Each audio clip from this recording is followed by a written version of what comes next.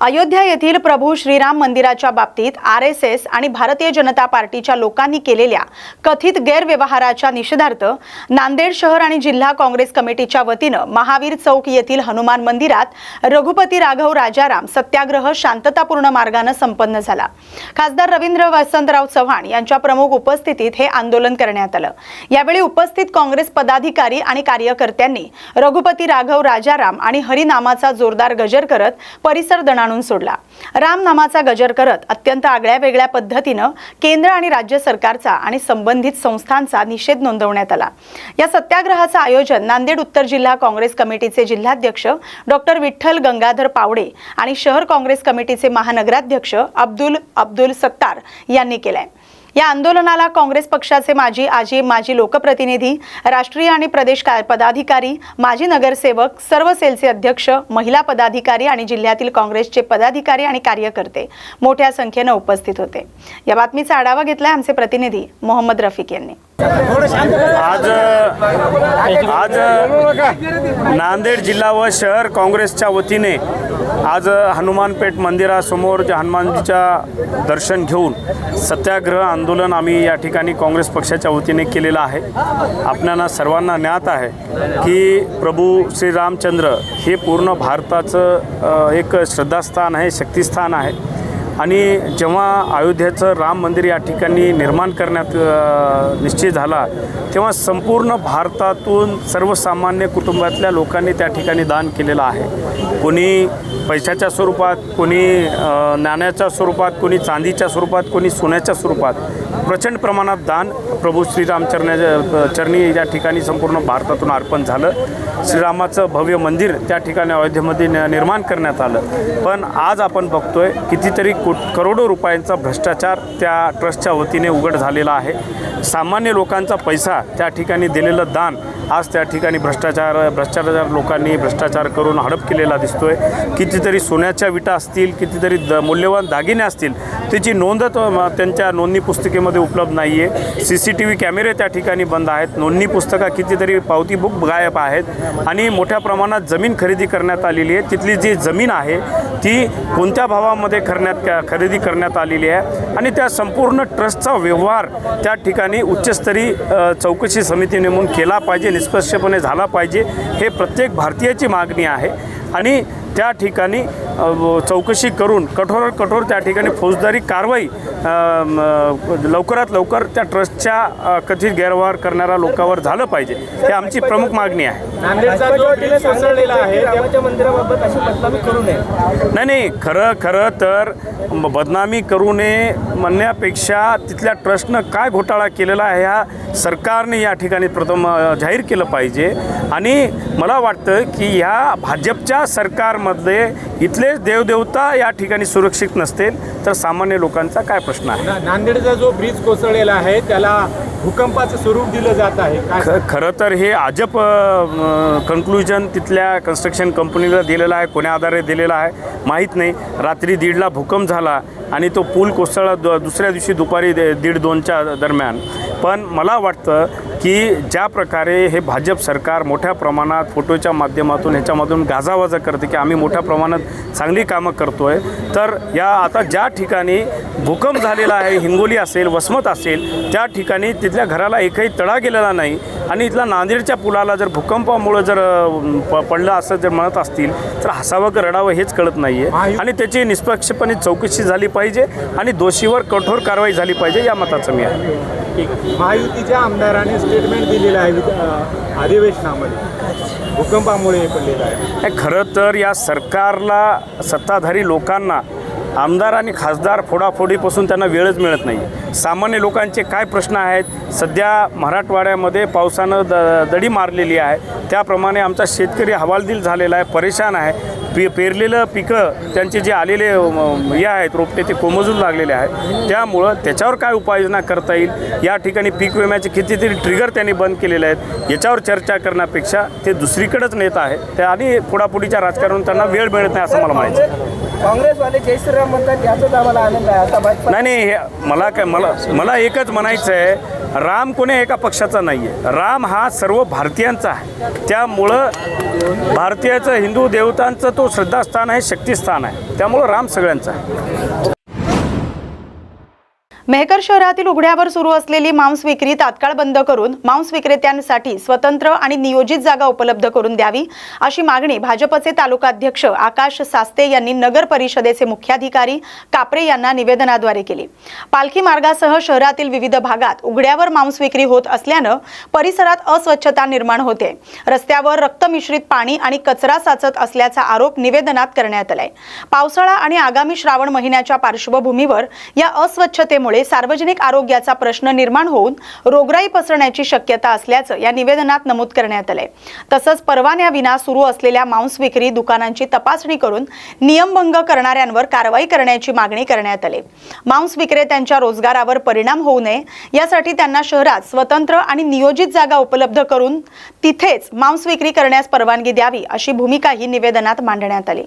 आज भारतीय जनता पार्टीतर्फे जे मेहकर शहरातील उघड्यावर मांस विक्री होते त्याच्यामुळे ज्या धार्मिक भावना दुखावल्या जात आहेत, तसेच रोगराई व दुर्गंधी पसरते, त्याच्यासाठी आम्ही सन्माननीय मुख्याधिकारी साहेब यांची भेट घेऊन त्यांना सदरील गोष्टीवर तात्काळ उपाययोजना करण्याचे सांगितले आहे. तसेच आता समोर श्रावण महिना येणार आहे, आषाढी एकादशी आहे, त्याच्यामुळे याच्यावर तात्काळ त्यांनी बंदोबस्त करावा याच्यासाठी आम्ही निवेदन दिलेलं आहे. शेतकऱ्यांच्या विविध प्रलंबित मागण्यांसाठी सुरू असलेल्या आंदोलनानंतर अखेर मुख्यमंत्री देवेंद्र फडणवीस यांनी शेतकरी नेते रविकांत तुपकर यांच्या शिष्टमंडळासोबत बैठक घेतली. सुमारे पाऊण तास चाललेल्या या बैठकीत कर्जमाफीतील जाचक अटी, 1 रुपयातील पीक विमा, रखडलेला पीक विमा, पीक कर्जासाठी सिबिल अट, नियमित कर्जफेड करणाऱ्या शेतकऱ्यांना प्रोत्साहन अनुदान, तसंच सोयाबीन, कापूस, कांदा आणि हळदीला उत्पादन खर्चावर आधारित हमीभाव यांसह शेतकऱ्यांच्या 35 प्रमुख मागण्यांवर सविस्तर चर्चा झाली. बैठकीत बोगस बियाणं आणि खत कंपन्यांवर कारवाई, कृषी योजनांचं रखडलेलं अनुदान, सोलार पंपांऐवजी वीज जोडणी, स्मार्ट मीटर योजना, वन्य प्राण्यांमुळे होणारं नुकसान आणि FRP थकवणाऱ्या साखर कारखान्यांवर कारवाई यांसारखे मुद्देही मांडण्यात आले. मुख्यमंत्री देवेंद्र फडणवीस यांनी कर्जमाफीच्या अटींमध्ये बदल करण्यात येतील, तसंच शेतकऱ्यांच्या मागण्यांबाबत सरकार सकारात्मक असल्याचं स्पष्ट केलंय. या बैठकीनंतर रविकांत तुपकर यांनी सरकारला आश्वासनाच्या अंमलबजावणीसाठी 8 ते 10 दिवसांचा अवधी दिलाय. या कालावधीत ठोस निर्णय न झाल्यास राज्यभरातील हजारो शेतकऱ्यांसह पुन्हा मुंबईत तीव्र आंदोलन छेडण्यात येईल असा इशाराही त्यांनी दिलाय. सरसकट कर्जमुक्ती व हक्काच्या पीक विम्यासाठी आम्ही शेतकऱ्यांनी काल मुंबईच्या विधानभवनात घुसण्याचा प्रयत्न केला. मोठं आंदोलन विधानभवनाच्या प्रवेशद्वारावर झालं. अनेक शेतकरी झाडावर चढून बसले. त्यामुळे सरकारची तारांबळ उडाली आणि जे सरकार चर्चेला तयार नव्हतं शेतकऱ्यांशी, ते सरकार अखेर चर्चेला तयार झालं. जलसंपदा मंत्री गिरीश भाऊ महाजनांच्या माध्यमातून आज विधानभवनात मुख्यमंत्री देवेंद्रजी फडणवीस यांच्याबरोबर जवळपास आमची पाऊण तास चर्चा झाली. या चर्चेमध्ये कर्जमाफी योजनेतले जाचक निकष आणि अटी काढून टाका अशा पद्धतीची भूमिका आम्ही घेतली आणि एक एक मुद्दा त्यांच्या लक्षात आणून दिला की ह्या अटी आणि निकषांमुळे शेतकरी या कर्जमाफी योजनेत कसे बसणार नाहीत. त्यांनी या मागण्या तुमच्या रस्त्यात आहेत असं सांगितलं आणि कर्जमाफी योजनेमध्ये सुधारणा करण्यासाठी सरकार तयार आहे हा शब्द त्यांनी आम्हाला दिला. तुम्ही ज्या सुधारणा सुचवल्या त्या आम्ही त्या सुधारणा 100% करू हाही शब्द त्यांनी दिला. दुसऱ्या बाजूला बोगस बियाणाचा विषय आहे, पीक कर्जाचा विषय आहे, 2024 आणि 25च्या पीक विम्याचा विषय आहे, सी बिलचा विषय आहे, खतं PGRचा विषय आहे आणि सोयाबीनच्या कापसाच्या भाववाढीचा विषय आहे, तेलावरील आयात शुल्क वाढवणे, DOC निर्यात करणे, सोलर पंपाला पर्याय वीज कनेक्शन देण्याचा विषय आहे. अशा अनेक विषयांची चर्चा, जवळपास 35 मुद्द्यांची चर्चा या बैठकीमध्ये झाली. सरकारने सांगितलं की तुमच्या मुद्द्यांना घेऊन आम्ही सकारात्मक आहे. काही मुद्द्यांच्या बाबतीत आम्ही लागलीच मार्ग काढू. त्यामध्ये कर्जमुक्तीचा मुद्दा, पीक विम्याचा मुद्दा आणि इतरही मुद्दे 8-10 दिवसात सरकार काय निर्णय घेतं त्याची आम्ही वाट बघू. सरकारनं जर का या कर्जमाफी योजनेत बदल केले नाही किंवा पीक विम्याच्या बाबतीत निर्णय घेतला नाही तर आता आम्ही मुंबईमध्ये मोजके लोक विधानभवनात घुसण्याचा प्रयत्न केला, पण आता 8-10 दिवसात निर्णय घेतला नाही तर हजारो लाखोच्या संख्येनं मुंबईत आम्ही शेतकरी येऊ आणि मागण्या मान्य झाल्याशिवाय आम्ही उठणार नाही. अशा खरीप हंगामाच्या सुरुवातीलाच बुलढाणा जिल्ह्यात सोयाबीन बियाणांच्या उगवणीबाबतच्या तक्रारी वाढल्यात. चिखली तालुक्यात जवळपास 40 हेक्टर क्षेत्रावर बियाणं उगवलं नसल्याच्या तक्रारी शेतकऱ्यांनी कृषी विभागाकडे केल्या. शेताचे पंचनामे सुरू आहेत, मात्र ज्या शेतकऱ्याच्या शेतातील बियाणं उगवलं नाहीत त्यांना आता दुबार पेरणी करावी लागणार आहे. तर काहींनी दुबार पेरणी सुरू केली आहे. नुकसान भरपाई द्यावी अशी मागणी शेतकऱ्यांनी केली आहे. चिखली तालुक्यातील वळती येथील गोपाल चिंचोले यांनी महाबीजच्या 8 बॅग सोयाबीन बियाणं दुकानातून घेऊन पेरलं होतं, मात्र 15 दिवस उलटले तरीही सोयाबीन बियाणं उगवलं नसल्यानं त्यांनी संताप व्यक्त केलाय. ही काही एका शेतकऱ्याची परिस्थिती नाही. चिखली तालुक्यामध्ये बुलढाणा जिल्ह्यामध्ये हजारो शेतकऱ्यांच्या तक्रारी, मात्र याच्याकडे कुठेतरी कानाडोळा केला जातो. शेतकरी तक्रार करतो, त्या माध्यमातून अहवाल तयार होतो, परंतु शेतकऱ्यांच्या पत्री काहीच पडत नाही. शेतकऱ्याला नुकसान भरपाई आतापर्यंत तरी मिळाली नाही. मला काही आतापर्यंत तरी दिसलं नाही. मला शासनाला एकच सांगायचं की ज्या शेतकऱ्यांनी आपल्याकडे तक्रार केलेली, कृषी विभागाकडे केली असेल, तहसीलकडे केली असेल, कंपनीकडे केली असेल, त्या शेतकऱ्याचे तात्काळ पंचनामे झाले पाहिजे आणि त्या शेतकऱ्याला तात्काळ नुकसान भरपाई दिली पाहिजे. कारण त्या शेतकऱ्याला आता दुबार पेरणी करावी लागणार आहे. न मिळाल्यास नाही तर तुम्ही काय करता? या चिखली तालुक्यामध्ये अनेक तक्रारी शेतकऱ्यांच्या आहेत. त्या शेतकऱ्याचं बियाणं उगवलेलं नाही. मला कंपनीला आणि कृषी विभागाला एकच सांगायचंय, अरे बाबांनो, धुऱ्याला लागून असलेलं बाजूच्या शेतामधलं उगवलं, परंतु या शेतामधलं का उगवलं नाही याचं जर तुम्ही आत्मपरीक्षण करणार नसाल आणि शेतकऱ्याला जर कंपनी दोष देत असेल तर त्या कंपनीवर गुन्हे दाखल झाले पाहिजे. त्या कंपनीवर मी राजगोपाल उत्तमराव चिंचोले, राहणार वळती, तालुका चिखली, जिल्हा बुलढाणा. बरं, या ठिकाणी तुम्ही जे बी पेरलेलं आहे तुमच्या शेतामध्ये, काय प्रॉब्लेम काय झाला? काय उगलं नाही का?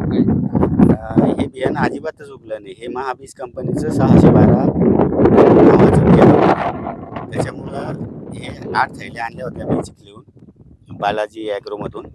तर त्याच्यातला उगवण क्षमता नसल्यामुळं काहीच बियाणं उगलं नाही. पूर्ण 8 थैल्या पण उगल्या नाही? नाही. आता दुबार पेरणीचं संकट उभं आहे. आता दुबार पेरणी चालू आहे. याची तक्रार तुम्ही कोणाकडे केली आतापर्यंत? याची तक्रार आम्ही कृषी अधिकाऱ्याकडे केली. ते आले, काल पंचनामा केला. आणि कंपनीच्या कोणताही प्रतिनिधी आलेला नाही. आणि दुकानदाराला विचारला असता ते म्हणतात तुम्हाला काहीही भेटू शकत नाही. हा नैसर्गिक प्रॉब्लेम आहे. पाण्याचा प्रॉब्लेम असेल, शेजारच्या शेतात घरचं बियाणं असून उगवलं आणि माझ्या शेतात कंपनीचं असून उगवलं नाही. आता मी पुढची पेरणी कशी करावं या विवेचनेत पडलेलं आहे. शासनाला काय सांगसाल तुम्ही? शासनाला हीच मागणी आहे की हे जे बियाणं आहे हे कमी दर्जाचं बाजारातून घेईल आणि कंपनीने पॅक करेल, याच्यावर नियंत्रण ठेवावं आणि त्वरित शेतकऱ्याला मदतीची अपेक्षा आहे शासनाला. ताई, तुम्ही काय सांगसाल? तुमच्या शेतामध्ये बी उगवलं नाही, तर काय संकट आलेलं आहे? कसं पद्धतीने तुम्ही हँडल करणार आता? काय सांगसाल? उगलंच नाही ना. उगवलंच नाही. शासनाकडे काय अपेक्षा असेल तुमची? आता त्यानं बियाणं द्या, हे करा, पैसे द्या. चिखली तालुक्यामध्ये खरीप हंगामाचं जे सरासरी क्षेत्र आहे ते जवळपास 89,000 हेक्टर क्षेत्र आहे. 72,000 हेक्टर क्षेत्रावर आज रोजी पेरणीचा कृषी विभागाचा अहवाल आहे. त्यापैकी 62,000 हेक्टर क्षेत्रावर सोयाबीन पिकाची पेरणी झालेली आहे. आणि विलंबानं झालेला पाऊस आणि 1-2 तारखेच्या दरम्यान जी काही पावसाची तीव्रता थोडी जास्त होती, त्या दरम्यानच्या सोयाबीन बियाणे उगवणबाबतच्या तालुक्यामध्ये जवळपास आज रोजी 44 तक्रारी आपल्याला प्राप्त झालेल्या आहेत.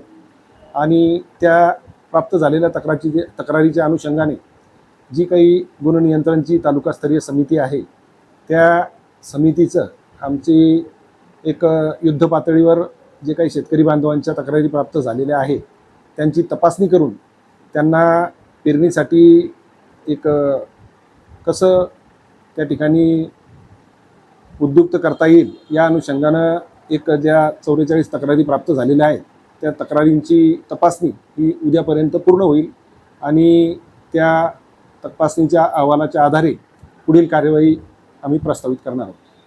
तुम्हाला ज्या कंपन्यांनी शेतकऱ्यांची फसवणूक केली त्यांच्यावरती काय कारवाई करणार आहात? जसं की महाबीज आहे, अंकुर आहे, अशा अनेक कंपन्यांनी शेतकऱ्यांची फसवणूक केल्याचा आरोप.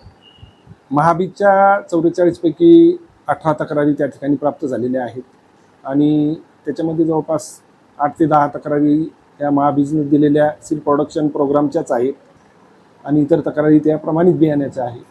परंतु गुणनियंत्रण शाखेकडून जवळपास 98 नमुने आपण खरीप हंगामामध्ये सोयाबीन बियाण्याचे तपासणीसाठी प्रयोगशाळेला पाठवलेले आहेत, परंतु त्यांचे अहवाल अद्याप आपल्याला प्राप्त झालेले नाही. जसे अहवाल प्राप्त होतील त्या अनुषंगानं जी काही बियाणे अधिनियमाअंतर्गत कारवाई आहे ती कारवाई निश्चितच त्या ठिकाणी कंपनीवर प्रस्तावित करण्यात येईल. बीड जिल्ह्यातील केज शहरात विलास घुले हत्या प्रकरणी शुक्रवारी जनआक्रोश मोर्चा काढण्यात आला. मोर्चेकऱ्यांनी या प्रकरणातील मुख्य आरोपीवर मोक्का कायद्याअंतर्गत कारवाई करून अटक करण्याची मागणी केली. तसंच खासदार बजरंग सोनावणे यांचे पुत्र सौरभ सोनवणे यांना देखील अटक करण्याची मागणी आंदोलनकर्त्यांनी केली आहे. मोर्चा दरम्यान नवनाथ वाघमारे यांनी शासनाला इशारा देत न्याय देताना भेदभाव होत असल्याचं राज्यभरात तीव्र आंदोलन छेडलं जाईल असं सांगितलंय.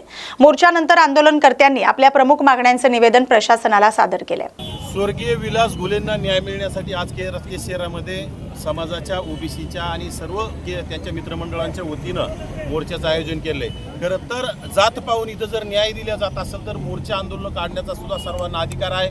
आणि जाणीवपूर्वक प्रस्थापित आणि कुठेतरी खासदार पुत्रांना वाचवण्यासाठी इथलं प्रशासन काम करत असेल.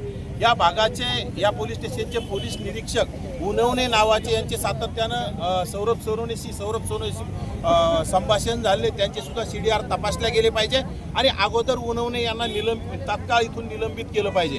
तरच कुठंतरी या विलास घुले यांना न्याय मिळू शकतो.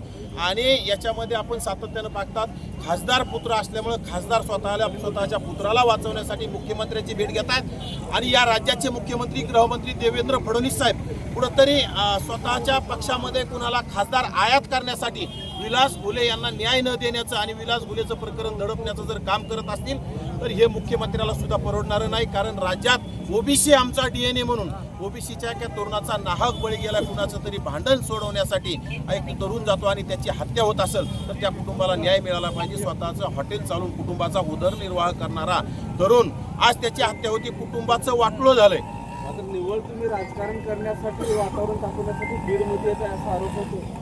यापूर्वी स्वर्गीय संतोष देशमुखाच्या प्रकरणात वेगळा न्याय आणि इथं वेगळा न्याय असं कसं चालल? त्या प्रकरणामध्ये काही लोक बोलत नव्हते का? आष्टीचा आमदार सुरेश धस सातत्यानं त्याच्यामध्ये फार असा उड्या मारू बोलण्याचं त्यांनी काम केलं. तिथं न्याय देण्यासाठी आम्ही कधी कुणावर त्यावेळी आरोप केला की संतोष देशमुखांना आम्ही सुद्धा म्हणायचो न्याय मिळाला पाहिजे.